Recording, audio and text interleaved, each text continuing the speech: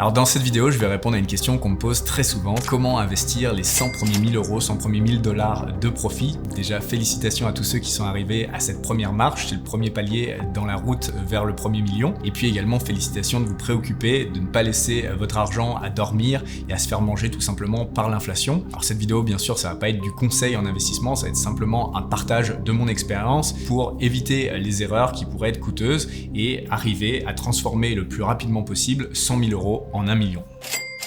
Alors la première chose importante à comprendre quand on veut faire un x10 sur les 100 000 euros, eh bien c'est qu'il n'y a pas de recette magique pour en très peu de temps faire un x10 sur les 100 000 euros. Je vais peut-être en faire déchanter certains, mais en vrai si vous avez des résultats qui sont classiques sur les marchés, on va dire 8% annuel, eh bien il faudra 29 ans pour transformer 100 000 euros en 1 million. Donc c'est possible, mais c'est juste que ça prend du temps et donc il faut rester réaliste. Et également ce qu'il faut savoir, c'est que dans 29 ans, votre million, eh bien ça sera plus qu'à peu près 300 000 euros de pouvoir d'achat actuel. Donc ça implique de continuer à investir, à ajouter en fait à sa somme d'investissement de base si vous voulez atteindre plus rapidement ce million d'euros. Et donc ça c'est vraiment la première chose vraiment importante à comprendre, c'est de continuer à faire de ce qui vous a permis d'avoir ces 100 premiers 1000 euros et de continuer donc à ajouter à ce stack d'investissement. Et c'est ça qui va réellement permettre d'accélérer la croissance de votre fortune. Ensuite, le deuxième point sur lequel je voudrais vous mettre en garde, c'est une erreur fatale que je vois malheureusement trop souvent. C'est les personnes qui justement atteignent ces 100 premiers 1000 euros et qui ensuite s'improvisent un petit peu trader, investisseurs, parce que l'argent leur brûle un petit peu les doigts, ils veulent en faire quelque chose absolument. Et donc, ils se mettent à investir dans des classes d'actifs qu'ils ne comprennent pas, qu'ils ne maîtrisent pas. Et c'est la meilleure recette pour un désastre, pour perdre de l'argent tout simplement, à deux niveaux. Premièrement, parce que vous allez investir dans des choses que vous ne comprenez pas. Et souvent, le résultat, c'est de la perte d'argent. Et deuxièmement, parce que vous allez en fait vous déconcentrer de votre business, de ce qui vous a permis d'atteindre ces 100 premiers 1000 euros. Donc, je pense que c'est vraiment important de choisir ses combats, de comprendre qu'on ne peut pas exceller dans tout, surtout au départ. Vous pouvez pas devenir un super businessman qui fait un business à 7-8 chiffres. En plus de ça, devenir trader et battre les marchés. Au-delà de ça, créer une famille, avoir des abdos, etc. Enfin, on peut pas tout faire en même temps. C'est des différents volets, chapitres de la vie. Et donc, quand vous êtes dans cette phase et que vous êtes uniquement à vos 100 premiers 1000 euros, je pense qu'il faut rester concentré, ne pas être victime finalement du syndrome de l'objet brillant. Donc, restez concentré dans ce qui vous a permis de faire ces 100 000 euros. Et c'est ça qui va vous permettre en fait de continuer à avoir plus d'argent que vous allez pouvoir investir et qui, avec les intérêts composés, eh bien, vous permettront d'atteindre le million. Alors maintenant qu'on a vu les deux grosses erreurs à ne pas faire, je vais vous partager concrètement quelle serait ma vision, qu'est-ce que je ferais avec ces 100 premiers 1000 euros. Là, encore une fois, ça va pas être du conseil en investissement, c'est simplement mon expérience. Et pour moi, la première catégorie dans laquelle il faudrait investir son argent avant de commencer à vouloir investir dans quoi que ce soit d'autre, c'est dans son business, dans ce qui vous a permis en fait d'atteindre ces 100 premiers 1000 euros, si c'est un business, une activité, etc. Parce que c'est là où vous allez avoir le plus de levier. En comparaison, si vous investissez dans votre société, vous avez un champ d'action qui est total, c'est vous qui choisissez la direction de votre société, alors que quand vous allez investir dans une action, donc par exemple Apple, Budweiser, peu importe, si ils font un bad buzz, qu'ils font une mauvaise campagne publicitaire, qu'ils gèrent mal leur entreprise, en fait avec vos 100 000 euros dans l'entreprise, vous avez très peu de poids de décision et vous n'allez pas pouvoir changer la trajectoire de cette entreprise, alors que quand c'est dans votre propre business, eh bien là vous avez un contrôle total. Donc c'est à mon avis la première catégorie dans laquelle vous devez réinvestir votre argent. Donc ça va dépendre de votre business, mais ça peut être plus de stock si vous faites du e-commerce, ça peut être plus de publicité, ça peut être également le fait de travailler avec des meilleurs prestataires, plus haut de gamme pour améliorer vos produits, pour améliorer la qualité de vos produits, etc. Ça peut être également le fait de déléguer plus de tâches. Donc souvent, quand on arrive à 100 000 euros, c'est qu'on est au début en fait de son activité et on a tendance un petit peu à être solo entrepreneur, faire un petit peu de tout par soi-même. Et il y a souvent plein de tâches que vous allez faire qui sont répétitives, récurrentes et qui n'apportent pas forcément énormément de valeur dans votre business. Eh bien, c'est vraiment le moment en fait de prendre un petit peu de ce capital pour commencer à déléguer, avoir des assistants, des personnes qui vont faire ces tâches-là et qui vont en fait vous libérer du temps d'esprit pour pouvoir développer et scaler votre business. La deuxième catégorie dans laquelle vous allez pouvoir investir votre argent, donc ça va être pour ceux qui ont des business qui nécessitent plus vraiment de réinjecter du capital, eh bien ça va être des investissements les plus passifs possibles parce que quand vous allez faire des investissements qui nécessitent d'être actifs, de surveiller les marchés, etc., eh bien encore une fois, vous vous détournez de votre objectif, vous vous déconcentrez de votre business, de ce qui vous rapporte concrètement de l'argent pour l'instant. Donc de choisir des investissements passifs, c'est pour moi la meilleure chose à faire. Il y a deux types d'investissements qui sont très passifs, soit les fixed income products, donc les produits où vous allez avoir un rendement qui va être prévisible, ça va être stable, il va pas y avoir de volatilité. Ça peut être par exemple des bonds que vous allez garder jusqu'à maturité, donc des obligations en français.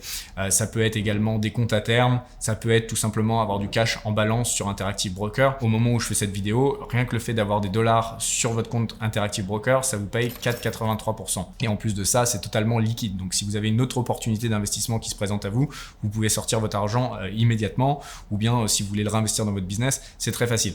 Donc ça, c'est pour moi la meilleure chose à faire, et c'est ce que je fais avec la majorité de mon capital actuellement. Après, vous pouvez également regarder les index, donc par exemple le S&P 500, qui est en fait un ETF qui regroupe les 500 plus grosses entreprises américaines. C'est souvent ce qui performe le mieux finalement pour un investisseur débutant. Ça sert à rien d'essayer de faire des choses compliquées, d'essayer de timer le marché, d'essayer d'avoir un edge sur le marché, surtout quand on débute. Le S&P 500, dans la plupart des cas, ça va battre largement n'importe quel investisseur débutant qui va aller avec le petit doigt mouillé et essayer de choisir des actions. Le souci avec le S&P 500, c'est qu'au moment où je fais cette vidéo, alors c'est pas du conseil en investissement, mais il est vraiment très haut, il est au plus haut historique, et donc statistiquement, il y a de fortes chances qu'il passe par une phase de baisse, donc ce qui veut dire que ça va faire un peu de volatilité sur votre capital, ça peut vous affecter psychologiquement et donc vous déconcentrer de votre business. Donc c'est pour ça que actuellement, je ne serais pas investi sur les S&P 500, bien que sur le long terme, ça peut être très intéressant puisque ça génère à peu près du 10% annuellement. Donc ça peut être un investissement très très bien.